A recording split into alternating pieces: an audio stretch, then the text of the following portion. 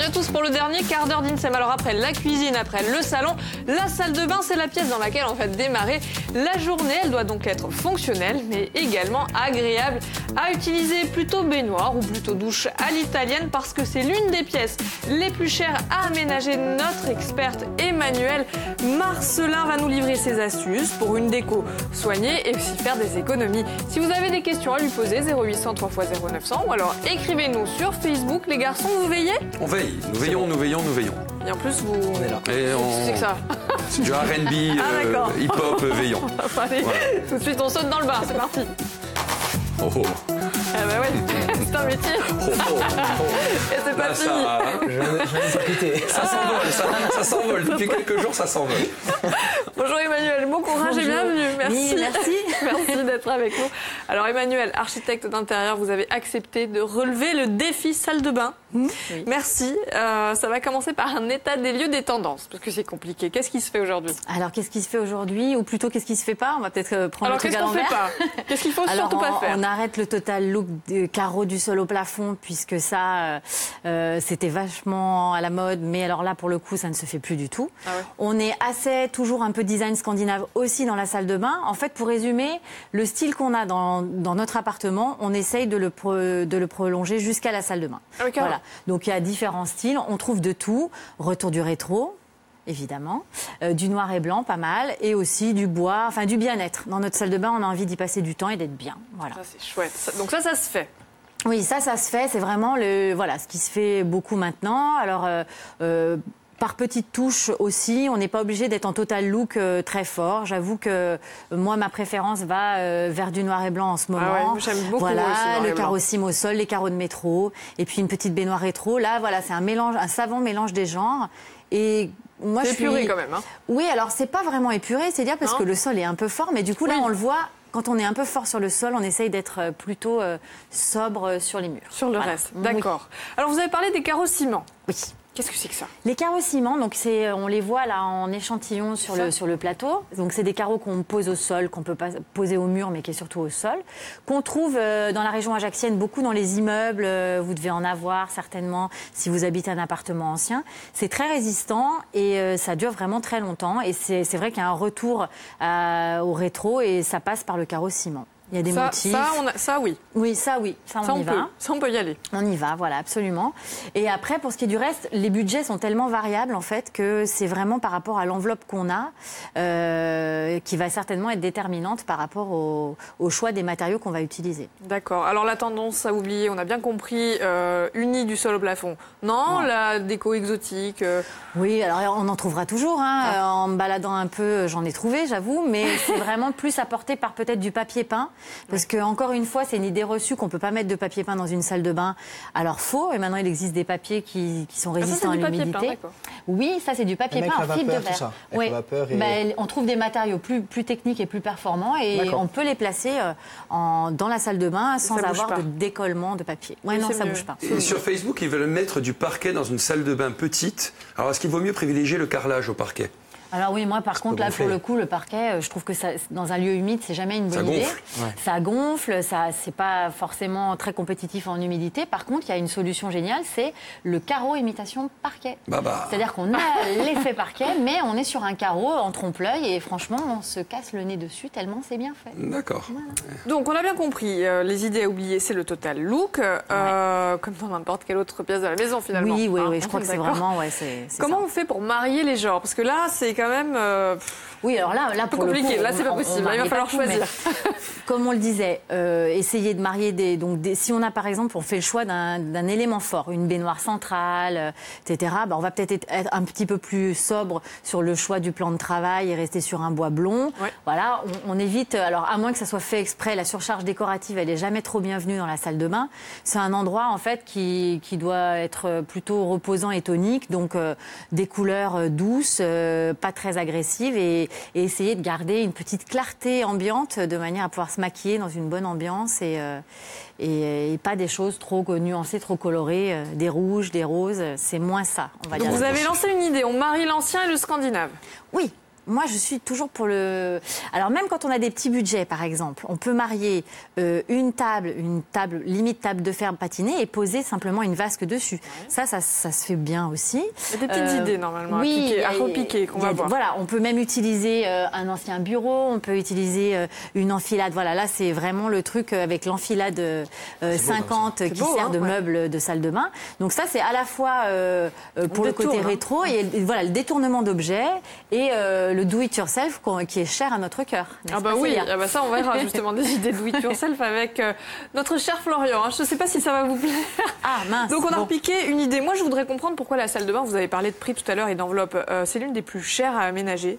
Alors c'est vrai que la salle de bain, c'est entre 3 000, 2 500 euros, 3 000 euros jusqu'à 30 000 euros pour des projets avec des matériaux d'exception, de la robinetterie très très haut de gamme. Oui, c'est vraiment le... Non. Ben non, j'aimerais n'avoir que des salles de bain dans ce budget-là, mais non.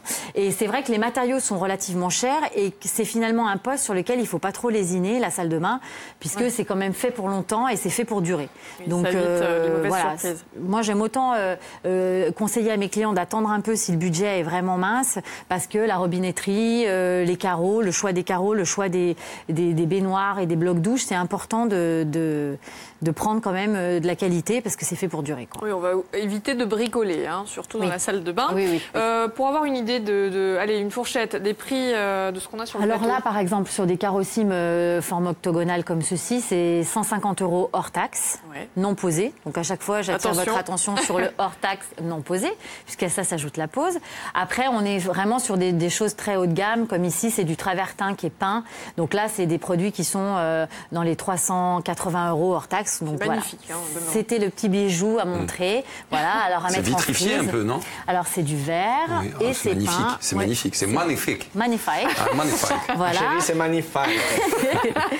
Donc voilà, c'est vrai que là, j'ai amené des très beaux produits. On peut trouver des choses à moindre coût, des unis en 20-20. Ça sera beaucoup moins cher au mètre carré. Ça sera plutôt de l'ordre de 20 à 40 euros le mètre carré. Donc il y en a vraiment pour toutes les bourses et pour tous les goûts. D'accord. Alors on a bien compris l'intérêt de ne pas se tromper sur le choix des matériaux pour éviter la douche froide. Celle-ci, elle était cadeau, mon cher Florian. Au sol, donc on oublie le parquet parce que c'est pas terrible. La peinture, attention, pièce d'eau, vous avez attiré l'attention sur l'humidité. Qu'est-ce qu'on choisit? Alors les peintures, pareil, idée reçue, on peut pas peindre. Alors en fait, on a aujourd'hui des peintures techniques qui supportent l'humidité. Alors on va peut-être plus choisir effectivement du satin pour le côté un peu déperlant de la peinture, mais on a des peintures tout à fait capables de résister à l'humidité. Évidemment pas dans la cabine de douche, on ne s'asperge pas dans une douche peinte, mais pour le reste de la pièce, sans problème, on utilise de la peinture, du papier peint comme on l'a montré tout à l'heure, et évidemment du carreau. Mais le carreau, moi j'ai plus envie de le voir posé dans la cabine de douche ou dans l'espace baignoire ou en petit rappel au-dessus d'une vasque, mais plus comme ça se faisait du sol au plafond. Ça c'est non. C'est moins sympa. On a bien compris. C'est fini. D'accord. Alors, la peinture, on a bien compris. Attention au choix pour éviter les moisissures et que ça s'abîme. Mais attention aussi aux couleurs. Oui. On ne met pas n'importe quoi dans sa pour salle de bain. Pour avoir bonne mine, effectivement, on va oublier des verts foncés, on va oublier des teintes qui finalement donnent mauvaise mine. Ça, je fais appel au bon sens de chacun. Plutôt privilégier des teintes crème, même des verts, mais à ce moment-là, choisir plutôt tendance sur le turquoise, sur le céladon, voilà, ce genre de couleurs-là. Alors après, rien n'est exclu dans les choix de couleurs de salle de bain, mais pareil, la tendance actuelle, elle est plutôt... Petite touche, on a 2-3 exemples aussi à regarder. Petite touche, mais vous voyez, des teintes comme ça sont super agréables. Voilà, du sable. Et après, doser, c'est-à-dire que si on choisit un carreau très fort et très coloré, comme on peut avoir l'échantillon ici avec ses damiers de couleurs, on essaye de rester sobre avec des teintes...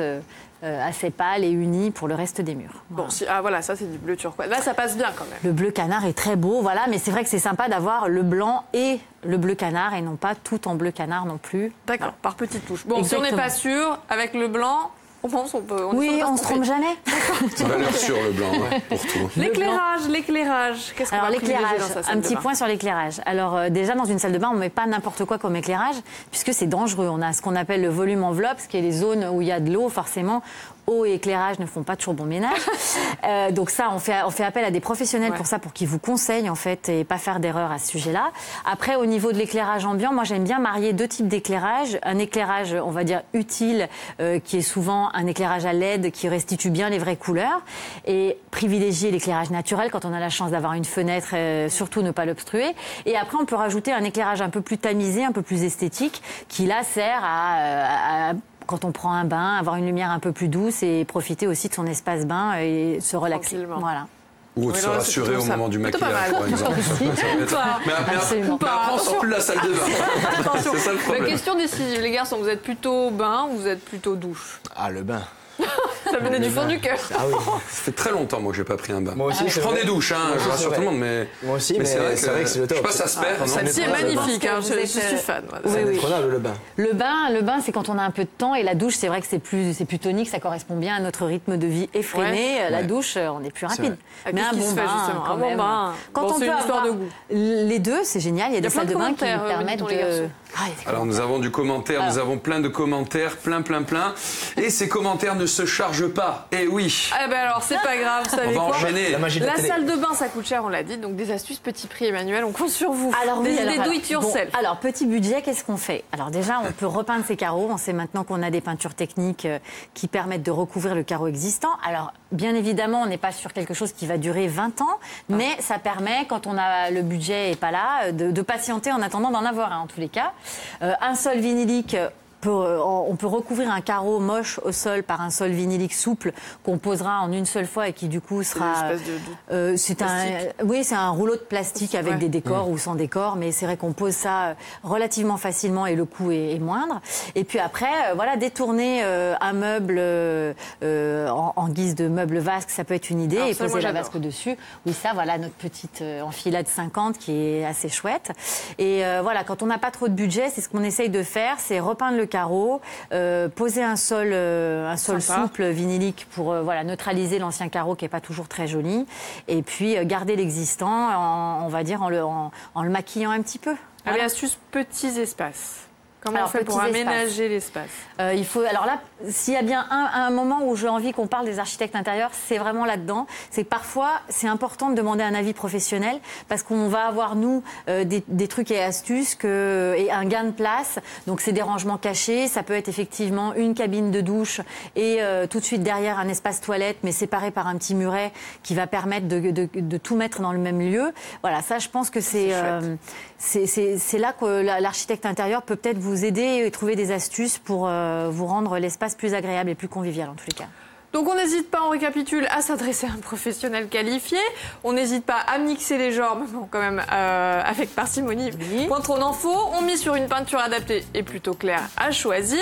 Et surtout, on fait un effort sur le poste des dépenses parce que la salle de bain, c'est quand même un investissement à long terme. J'ai tout bon. Exactement. Parfait, c'est génial. Merci infiniment, Emmanuel, d'être venu. Merci les garçons de m'avoir accompagné. Merci. Allez, demain, on va parler d'autre chose, sophrologie pour les petits, pour ne plus avoir peur de quitter maman quand on est sur le pas de l'école. Vous savez ça, ce moment horrible. Eh ben oui, on peut apprendre aux enfants à gérer leurs émotions grâce à des exercices de respiration. Et c'est Marie-Ange Ristincon qui va tout nous expliquer. D'ici là, excellente fin de journée à tous. À demain. Ciao.